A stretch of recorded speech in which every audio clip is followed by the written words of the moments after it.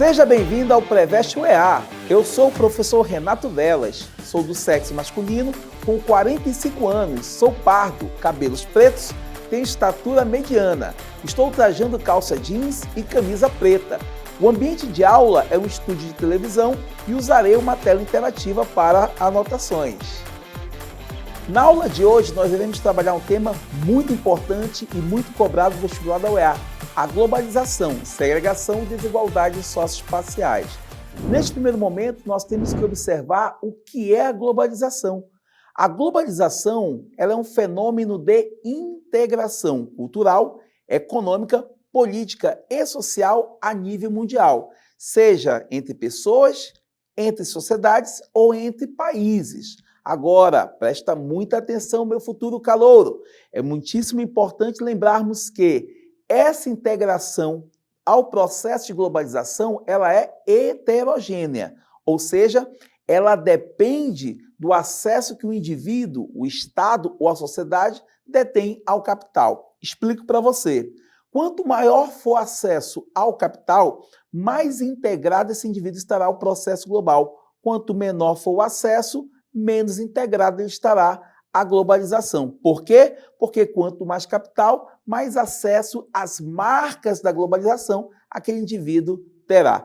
Marcas, professor, que marcas são essas? Marcas que nós consumimos. Infelizmente, hoje, a globalização avalia o indivíduo por aquilo que ele possui, não por aquilo que ele é.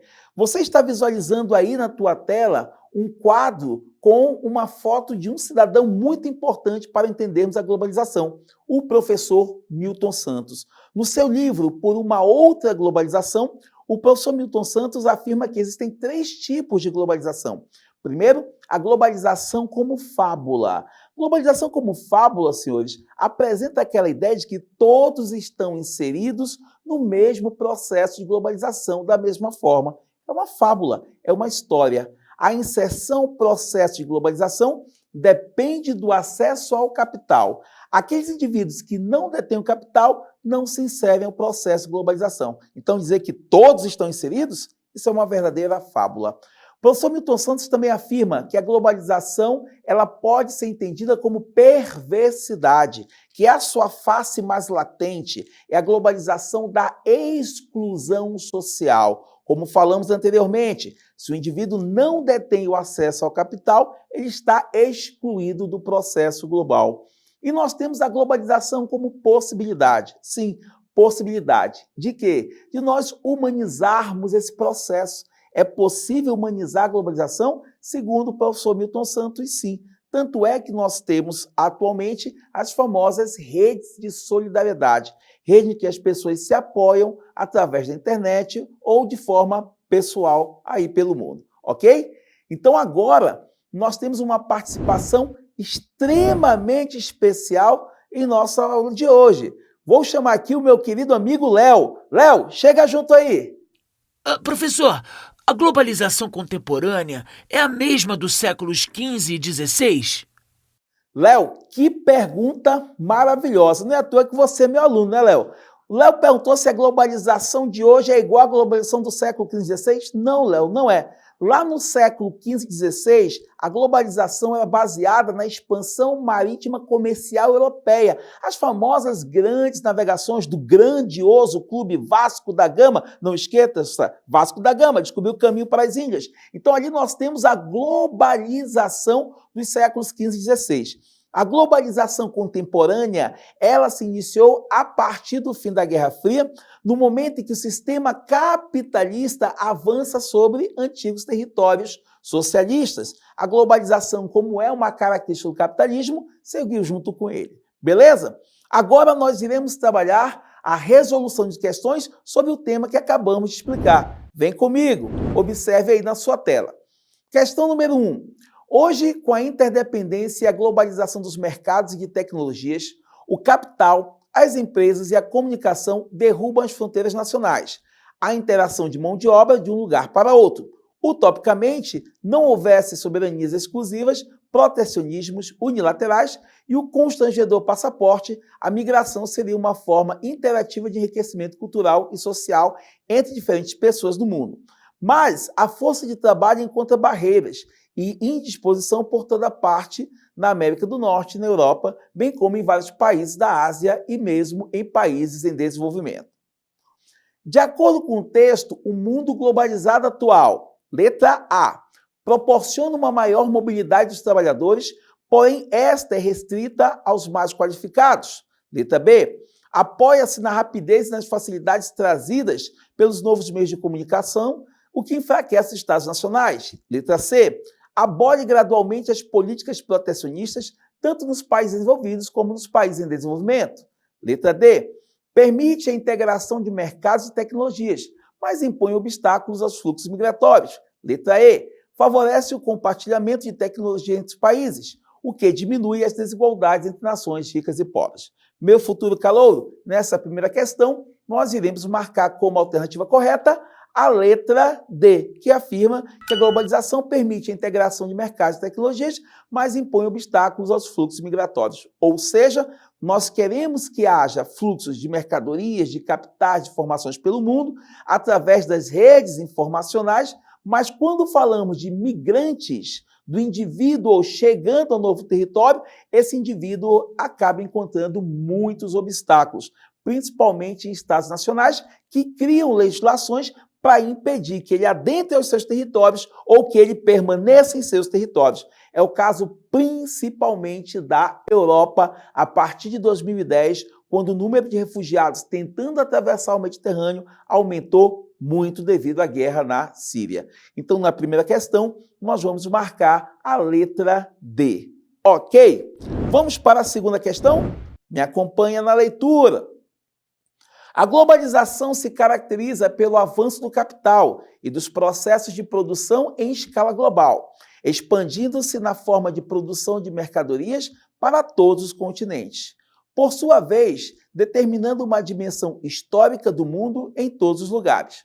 Suas transformações impactam as manifestações de sociabilidade que o capital conhece e tende a fragilizar as coerências territoriais endógenas. Vamos para o comando da questão. Na circunstância tratada no excerto, um atributo da globalização para estruturação dos espaços de produção é, letra A melhoria da infraestrutura de transportes, letra B, a criação de áreas aduaneiras, letra C, a implementação de leis internacionais, letra D, o controle estatal do comércio internacional e letra E, a formação de estoques em áreas pré-estabelecidas. Meu futuro calouro, segunda questão, marcaremos como alternativa correta a letra A de amor, a melhoria da infraestrutura de transportes. Quando falamos de globalização, falamos de deslocamentos também. Seja deslocamento de pessoas, seja deslocamento de mercadorias. E vamos entender que este fenômeno da globalização, ele avançou também por quê? Porque nós tivemos um avanço muito célere dos meios de comunicações e também dos meios de transportes. Não é à toa que hoje alguns defendem o conceito de aldeia global, onde, segundo estes, todos nós nos conhecemos, porque, entre aspas, o mundo encolheu. Ou seja, estamos mais próximos uns dos outros, temos meios de transportes mais eficientes e os meios de comunicações nos permitem falar, ver e, entre aspas, estar próximo um do outro em qualquer parte do mundo. Por isso, nesta segunda questão, nós iremos marcar a letra A de amor, sem dúvida alguma. Beleza, meu futuro calouro? Estamos juntos nessa, hein? Não perde o foco. Vamos agora para a terceira questão. Observe. A partir do término da Segunda Guerra Mundial, ocorreu uma desconcentração da produção industrial internamente nos países e entre eles, pega o bizu, hein? Desconcentração da produção industrial. As indústrias multinacionais se espalharam pelo mundo, atraídas para regiões menos saturadas e que apresentavam baixos custos de infraestrutura e mão de obra. Olha o enunciado da questão. A desconcentração industrial descrita no excerto foi estimulada, letra A, pelo desenvolvimento dos meios de transportes e comunicações. Letra B, pela expansão das atividades agrícolas. Letra C, pelas descobertas de jazidas de carvão mineral. Letra D, pelo investimento em fontes alternativas de energia. E letra E, pela estabilidade mundial pós-Segunda Guerra. Meu futuro calouro, eu dei destaque em uma fala lá no texto da questão. Desconcentração industrial, desconcentração espacial da indústria.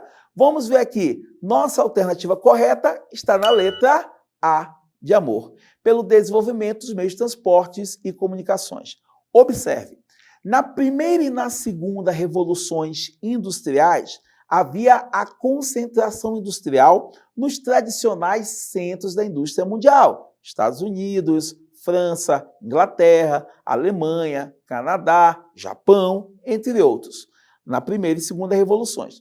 A partir da terceira revolução, surge o famoso sistema toyotista de produção.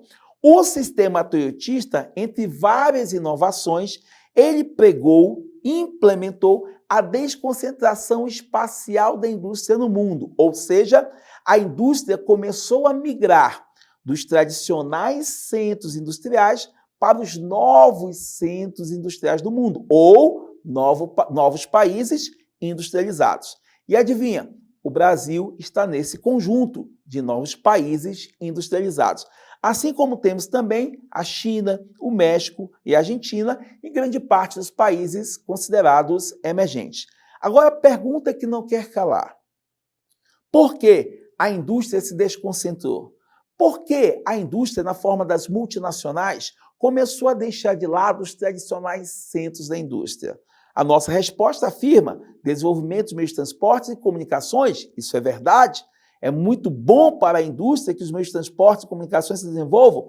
Agora, temos que lembrar o seguinte: existe um fator locacional muito importante. O que é um fator locacional, gente? É tudo aquilo que vai atrair a indústria para um determinado lugar. Por que tu achas que aqui em Manaus nós temos cerca de 600 indústrias no Parque Industrial de Manaus? É por conta da cor dos nossos olhos? É por conta das lendas e mistérios da Amazônia? Não, é porque aqui existe um fator locacional muito importante chamado de incentivo fiscal. Então, além dos meios de transportes, além das comunicações, os incentivos fiscais correspondem a um dos fatores locacionais mais importantes. E o que é incentivo fiscal? É a redução ou a não cobrança de impostos em relação às indústrias, às empresas. As indústrias vão migrar para onde for mais barato produzir, para onde o custo de produção for menor. Com isso, elas maximizam o seu lucro, elas vão lucrar mais. Professor, eu ouvi dizer que mão de obra barata, energia, mercado consumidor é importante também. Claro que é, mas esses são fatores locacionais da primeira e da segunda revoluções industriais. Na terceira e na quarta revoluções, nós temos incentivos fiscais, nós temos comunicações e transportes eficientes como importantes fatores locacionais. Eu quero dizer que a indústria, ela vai buscar, a indústria vai se instalar onde houver menor custo de produção para ela. Daí ela vai, obviamente, buscar os fatores locacionais que eu acabei de citar para vocês. Não é à toa que nós temos em Manaus um grande parque industrial. Entendido, gente? Gostou aí? Então, olha só, na aula de hoje, nós trabalhamos o fenômeno da globalização mundial, assunto extremamente relevante para o vestibular da UEA. Então siga nossas aulas aqui no Preveste UEA em todas as nossas redes sociais. Até mais!